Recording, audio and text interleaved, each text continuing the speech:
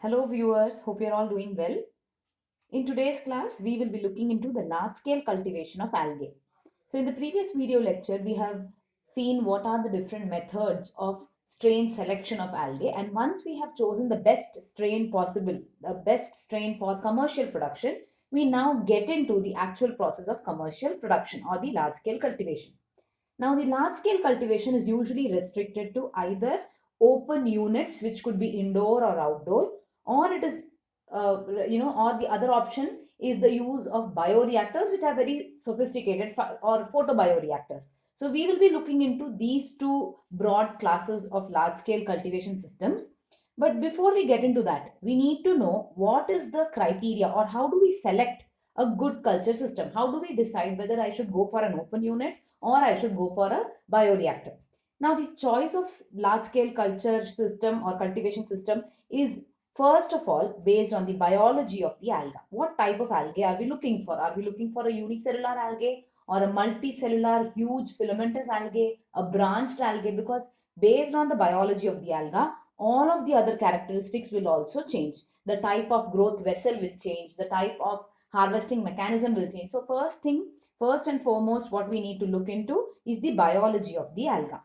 The next important thing is the cost of the entire process, whether it is the labor involved, the energy that is being utilized, the electricity, the water, the nutrient media that we need to provide. So even the cost of the entire process is an important factor to be kept in mind when we start deciding the type of culture system to be used.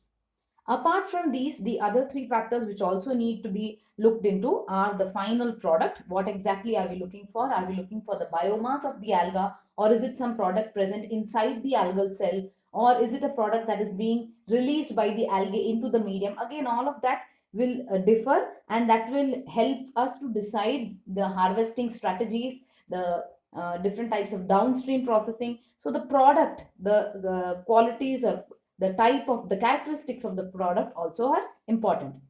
Then we need to see whether there is a need to maintain a unialgal culture, whether we have the ability and whether there is a need to maintain a unialgal culture.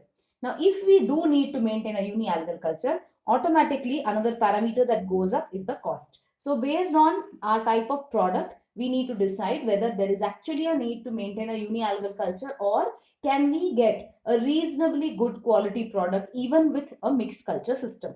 And finally, the scale up. Now, scale up is the increase in volume from a lab scale to the large scale. And this increase in volume or this scale up is quite difficult when we are looking at outdoor systems, because in outdoor systems there are a lot of other factors that are playing up which are not in our hand, which are not in our control. So again, the scale up is going to differ, and we need to see a combination of all of these to decide what type of culture system we are going to look for. There are several algae which are being grown presently around the world in large scale units. Apart from the blue green algae, when we talk about the eukaryotic algae, we have Porphyridium, Chlorella, Dunaliella, Hematococcus. There are a lot of algae which are being exploited for their commercial purposes. So, all of these algal systems around the world are employing either open units or bioreactors. Let us look into these two. So open units, like the name says, are units or algal cultural systems which are open. They are either indoor or they can be outdoor as well, but they are open in nature, which means a lot of factors are changing over here. Now this includes ponds, raceways, or it could be long pits. We will look into what are the different types. Whatever the type or the shape of your open unit is, these open units can be either lined or unlined. When we say they are lined, it means they have been covered with, the open unit has been covered with some kind of a material, which could be a natural material such as clay, brick, or even cement can be used, or even some of the higher end lining materials include plastics like PE or PVC sheets can be used, or even glass fibers can be used. So the entire tank or the entire system, the unit itself, is lined with a particular layer of an expensive or an inexpensive material that is called as a lined open unit. On the other hand, we have unlined open units, which are the exact opposite, which means they have a natural bottom. There is no separate man-made lining material that is used. Whatever is the bottom of that unit, say a lake or a pond, the same thing is being used. The disadvantage of an unlined unit is that the such units will tend to have more of silt deposition because you don't have a lining over there, so the silt tends to get deposited. You'll even have percolation of your nutrients or the culture media into the groundwater, and it is of limited use. You cannot keep repeatedly using it. So unlined units are not very preferred, but lined units, when you're setting up a new system, it's always better to go for the lined open units. And the choice of the lining material will vary based on the cost that is involved. So the open units can be of different types, but the reason open units are preferred is because they have two major advantages. That is, they are simple in design, simple in operation, they're very easy to set up, they're very easy to use by anybody. And the second thing is their inexpensiveness, very, very low cost. The capital cost, the operating cost is much lesser than that of the photobioreactor. So these are the two advantages due to which open units are so popular. But then again, there are two sides to a coin. If we have advantages, we do have disadvantages as well. The biggest disadvantage is that there are more chances of contamination because you don't have any factor in your hand, and the culture that comes out, the final outcome, what you get at the end of the entire cultivation process is unpredictable. At one batch you could get very good quality product, the same thing when you apply in the next batch there could be changes, just because there are a lot of parameters or factors or culture conditions over which we don't have any control, or we have very little control. For example, I have an open unit in the sun. One day the temperature would be very good and ideal for the algae to grow, but on the next day, if it is very cloudy, my algal growth will drop down. So this way, in this manner, there are a lot of parameters which are unpredictable or inconsistent in an open unit, and we do not have any control over them, due to which there are other issues with the yield. The yield can vary. It is not always less, but the yield can vary. And the other problem with outdoor open units is that due to the sun or sun's radiation, there can also be a lot of evaporative losses, which has been noticed in the large scale outdoor units. So these are some of the disadvantages, but because of these two major advantages, that is the simplicity and the low cost, outdoor open units or even indoor open units are highly preferred. Now, these open units are the media we use in them is very similar to what we have seen for indoor cultivation, but instead of using lab grade reagents, we tend to go for agricultural grade fertilizers or even some kind of effluents from the factories, because it's much cheaper to use these media. So the media may vary, but the type of open unit or whichever type of open unit we take, the media that we use is usually not a lab grade media, because then that gets tends to get very expensive. Now, when we say the types of open units, these are the four major types or methods that we can see under an open unit. The first one is a tank or a trough. Now, when we say a tank, it means a deep tank, a deep structure, a rectangular structure usually. So it's a deep structure which we call as a tank. Usually it is lined with plastic or cement or any kind of material. We can also have trays which are shallow. So if it is a trough, that means it's a shallow tray. This is very much preferred for small scale industries. So a shallow tray is what we call as a trough, and these two can be lined with plastic or with cement, into which we mix the media and we add the algal culture and allow it to grow, usually in the sun. These are usually done in the outdoor systems.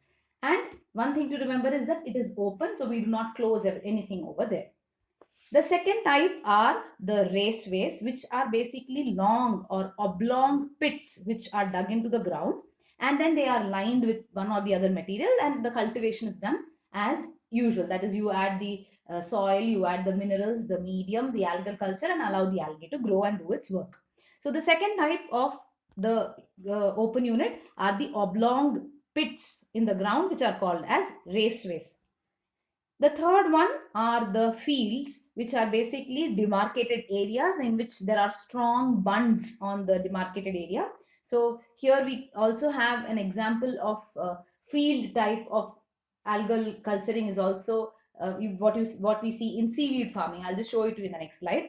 And the last one is the open pond, which is a very common method of growing algae in the countries like Japan or even Korea.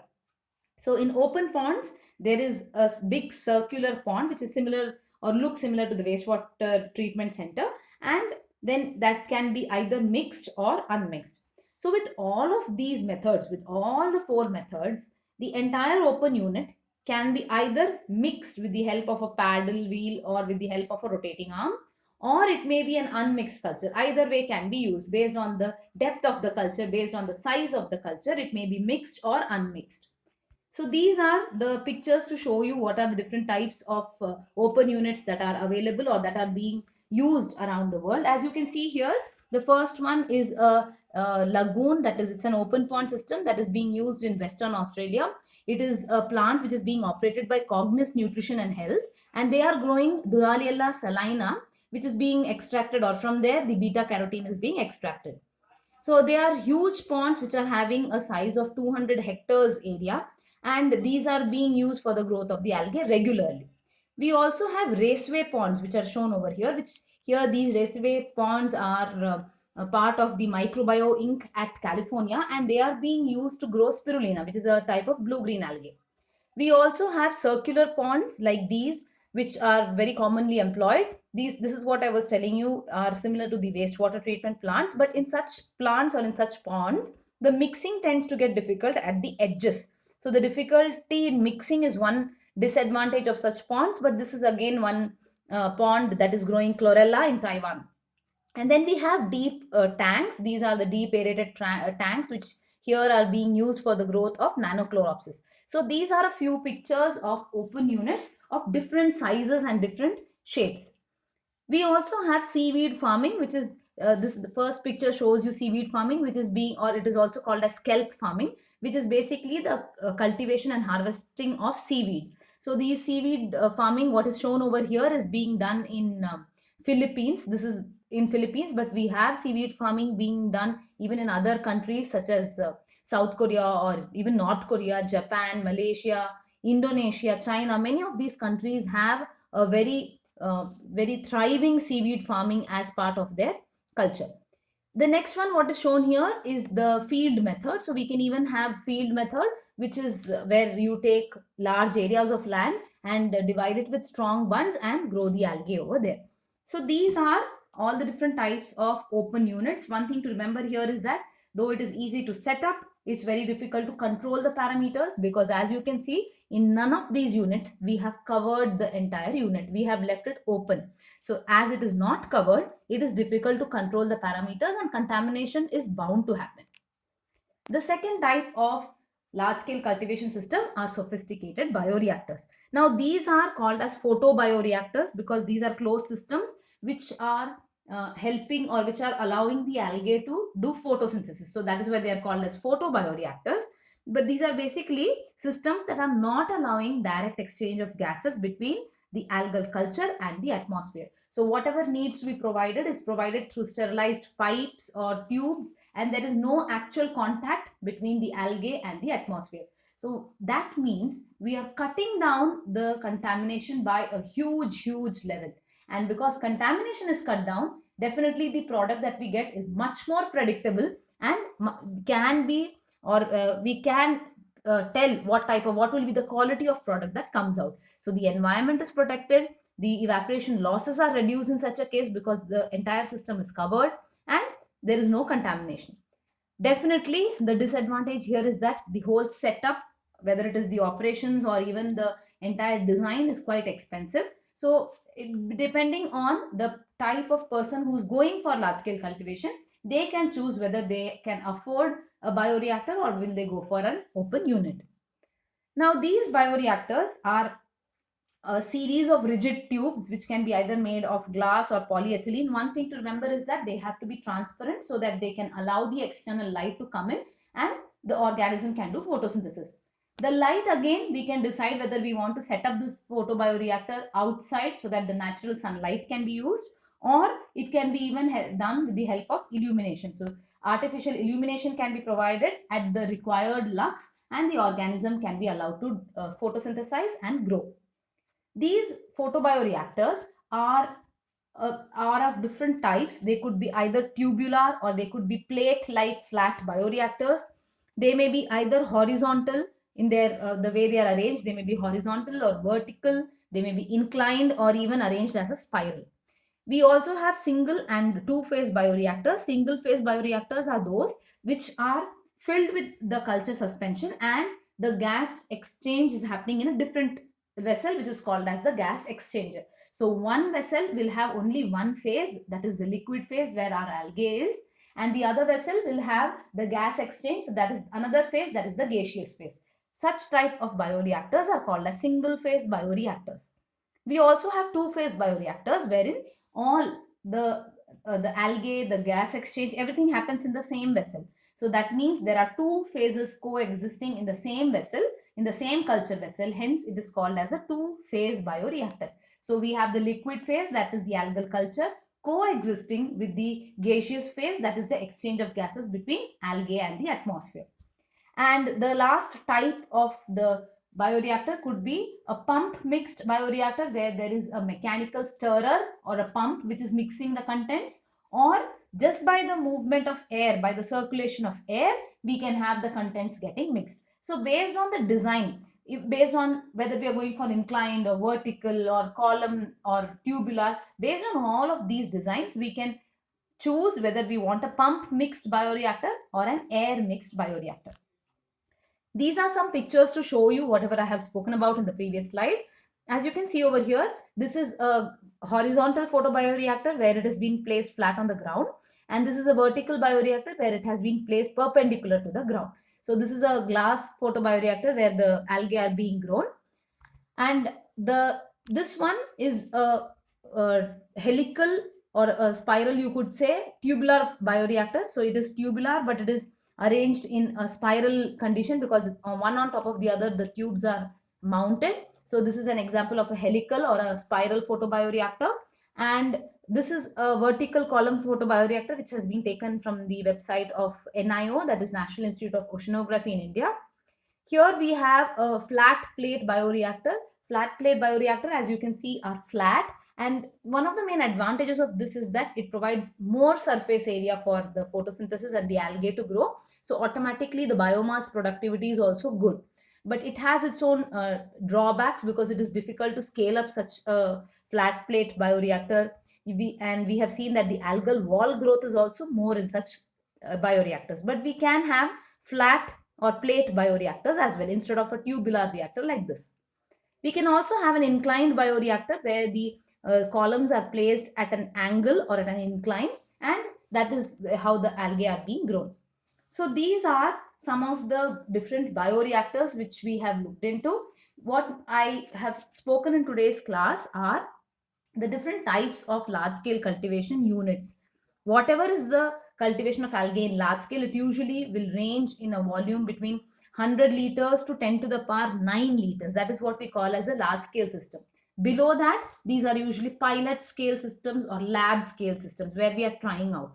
So most of the algal species which are being produced commercially currently are normally selective. So even in open air cultures, we can get contamination free cultures, but then again, it depends on where you are growing, what type of environment is there, what is the algae you are working with. If you remember at the beginning, I had shown you the different factors or criteria that are to be kept in mind when we choose a culture system.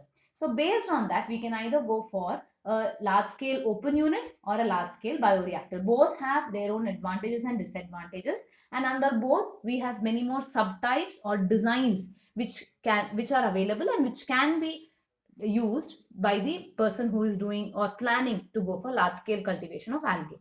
So this was about the mass cultivation or commercial cultivation of algae. In the next class, we will be looking into the measurement of algal growth. I hope you all have benefited from today's lecture. Thank you all. See you in the next class.